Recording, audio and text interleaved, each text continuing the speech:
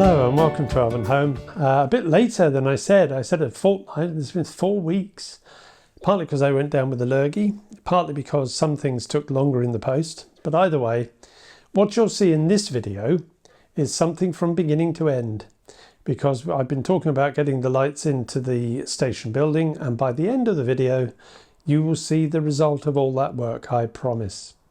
So let's get straight on with looking at some of the things that I had built to go inside the buildings on the station platform once they are lit. It's time to actually start the work of putting all the things into the buildings that sit on Weathertop Station. And I just wanted to show you some things that I'd acquired to go into the buildings. And then I'm going to get on and actually put all this stuff in, and we'll see how that looks. And at that point, we'll have a look to see how much light bleed we're getting under the bottom of the buildings, because that's a possibility, because I won't be fixing this down permanently, that we could have light leaking out through the bottom of the buildings, and we'll have to deal with that some way or other, or as best we can, given that I'm retrofitting this. And I certainly don't want to stick everything right down, because if anything goes with any of these lights, I won't be able to get in to do anything about it. The first thing, just to show you quickly, is that the running in boards have been given a spruce up. If I bring this in, I'm hoping it stays in focus. Yes, hurrah. These were pretty bare with just a little bit of scatter on them from when I made them ages ago. So I've just added a few plants and things to make them a bit prettier. I've also stuck them on some paving that I had spare, just to make it look a bit better as it sits on the platform, and put a border around the matchsticks actually that create the border for the main border for where the running boards are sunk into. So they've been done on each end.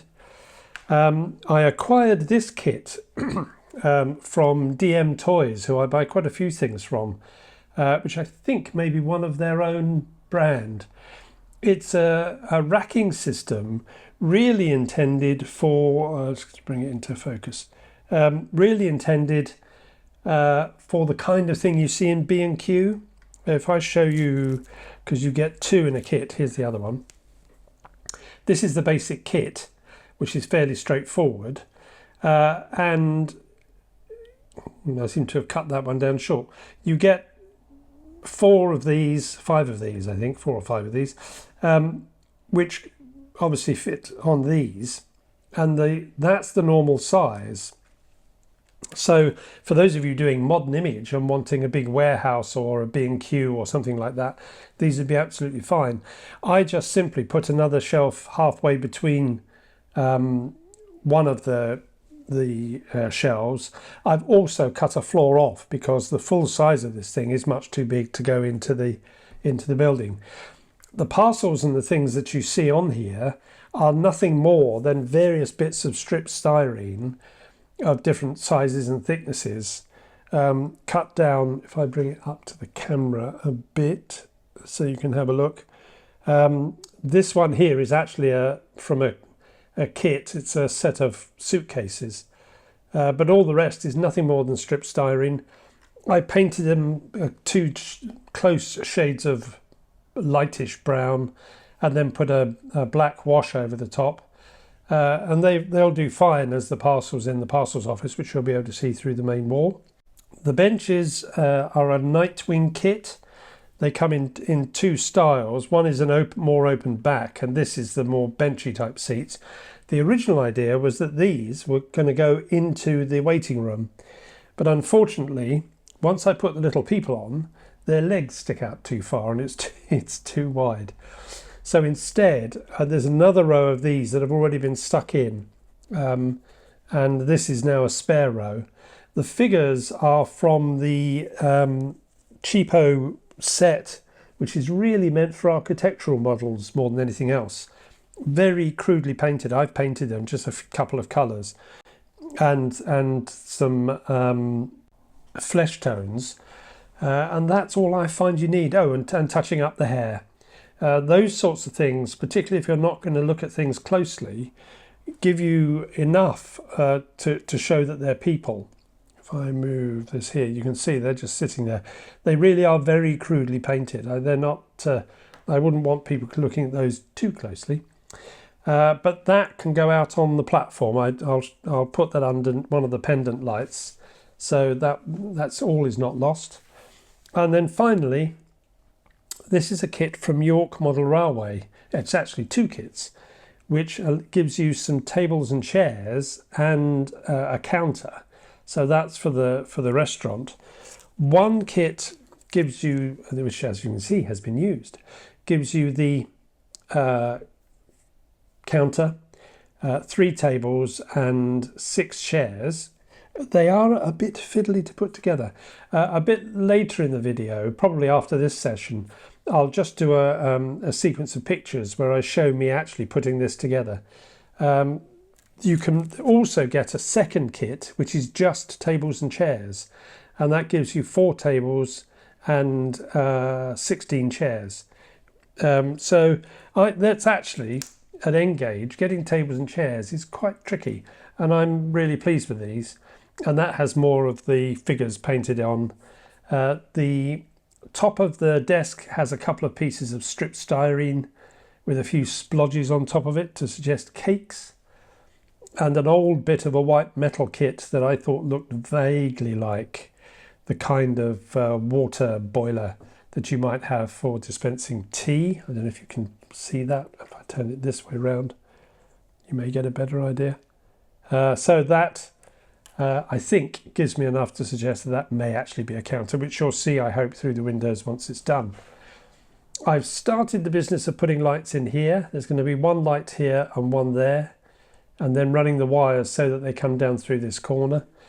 And the next stage is going to be getting all the lights fitted in and then marking where I need to drill the holes to start running the cables underneath.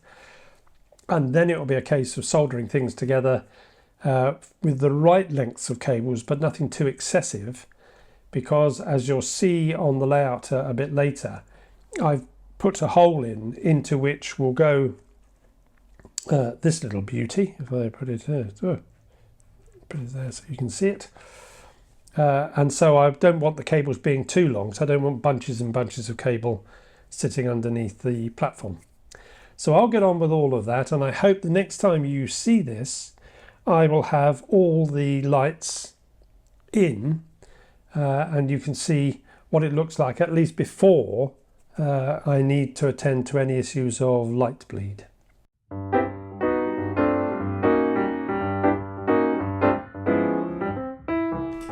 So here you can see the start of the kit with the 2 pieces that form the base and the tabletop, and there's a cross in the top of the table which allows you to fit the base in, and then you start the happy business of putting together the chairs.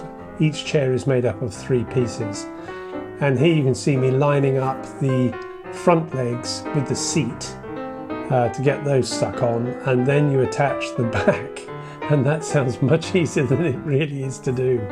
Fiddly little devils they are. And I thought, this is a completed chair and table next to a 5p piece.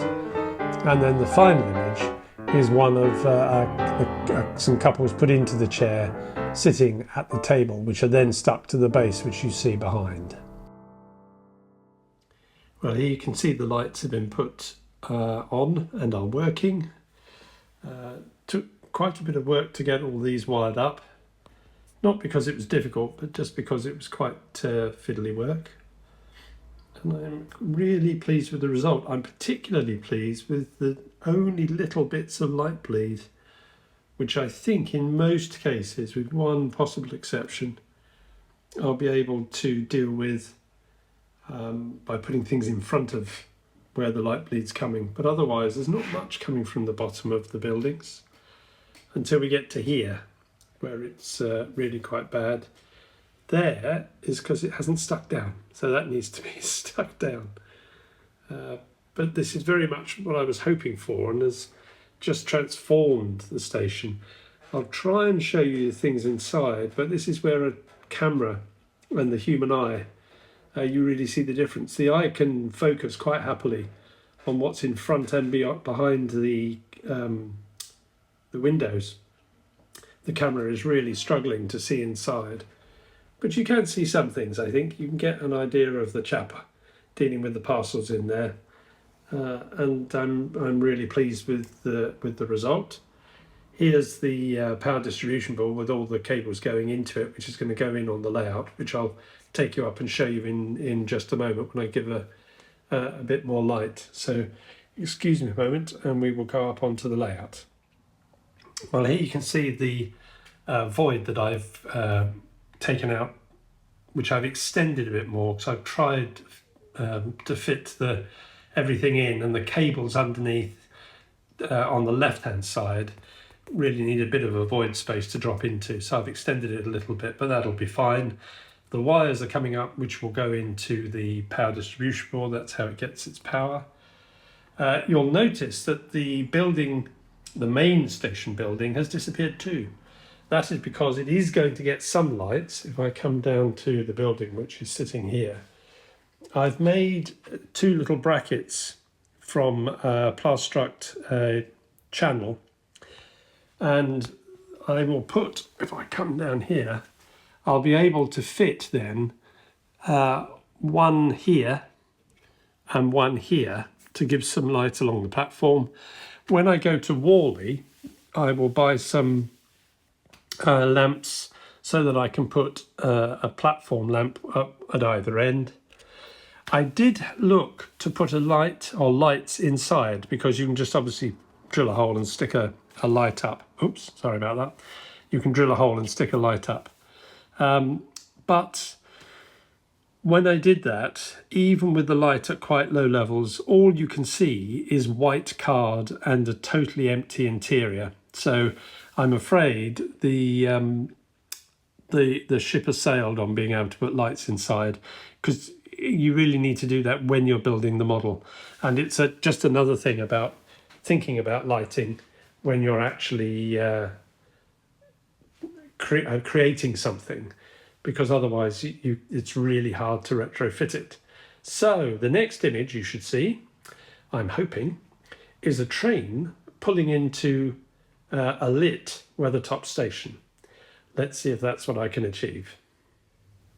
As you'll have seen in the previous clip, I suddenly noticed when I reviewed the previous clip something that had been staring me in the face from the moment I took the station off, which obviously I knew was there, which was the bleeding that had been caused on this printed wall texture sheet when I did the ballasting. And I've been saying to myself, well, I really must get that fixed.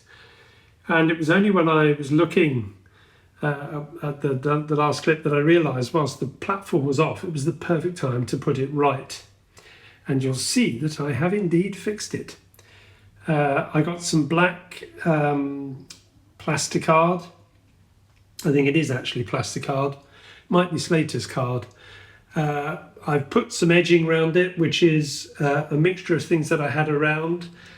One or two of them has got L-shaped strip styrene, and the remainder have all got some channel that I had that was all about the same size. I think it's about 1.5, 1.6 millimeters.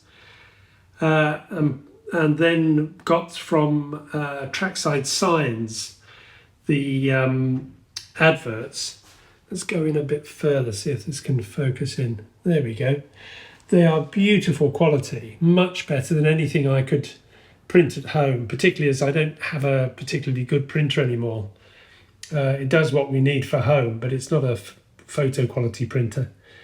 Really good customer service. I had a slight problem when the order arrived. I sent an email to the number and had a phone call back within about 5 minutes. And within 15 minutes to 20, the whole thing had been resolved, very much to my satisfaction. So not only high quality product, but really good customer service. I've been a bit liberal with these adverts. Some of them I think probably date to later than my period, possibly, but they look nice. And I'll defy most people that are looking at these to be able to tell which ones are right and which ones are wrong. I've just run the Midland Pullman down the side just to make sure everything can go down there. and it certainly is incongruous against some of the adverts. And it's quite likely, given that most of these adverts are about, or a number of them are about chocolate, that for my period, chocolate was still on the ration. But they were mean at Weathertop Station and simply showed the children what it was they were going to be able to have when the chocolate came off the ration. And that's my reasoning for it. But I do like them. I think that will really work well when we get the station in front and the lights are on, which I hope will be what you will see in the next clip.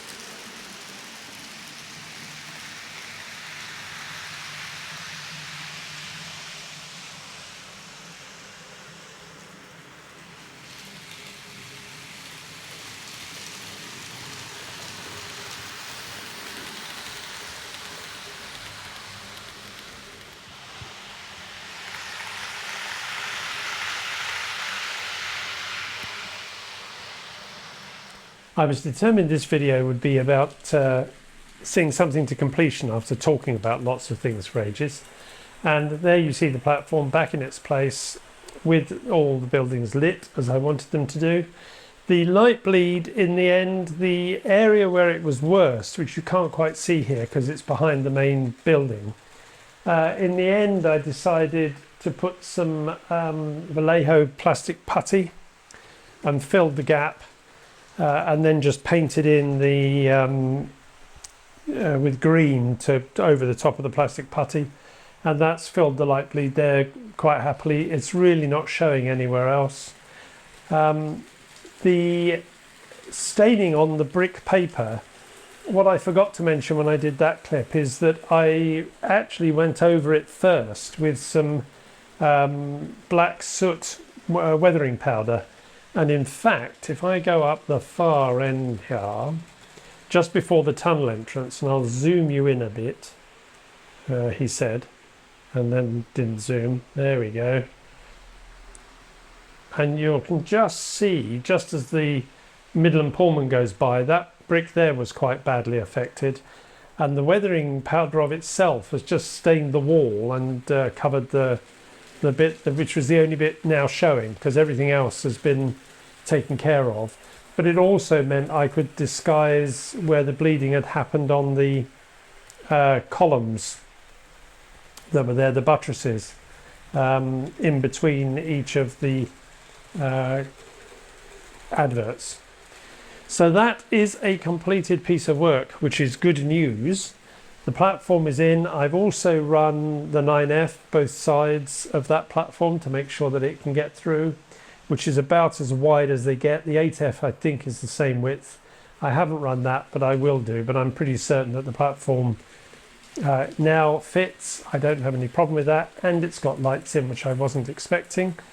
As I said, the last thing for me to do now is to light as much as I can the main station building. And I have, well, an idea came to me. I'm recording this now on Wednesday, and it was on Saturday evening. That big empty wall space, if I zoom in so it's in the middle here, just above Betty's Baps, would be really good if it had a lighted advertising hoarding.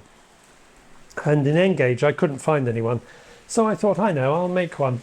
And in the next video, which will be in a fortnight's time, I really hope it'll be in a fortnight's time, I'll show you the completed hoarding, because I have completed it and built it from scratch, just using bits of things I had around. So from that point of view, it wasn't difficult to do. And it was one of those strange things where I could see almost instantly exactly how to build it, which is not common with me. But that's for the next video, because I don't want to show you that until you see what other lighting will go on that platform.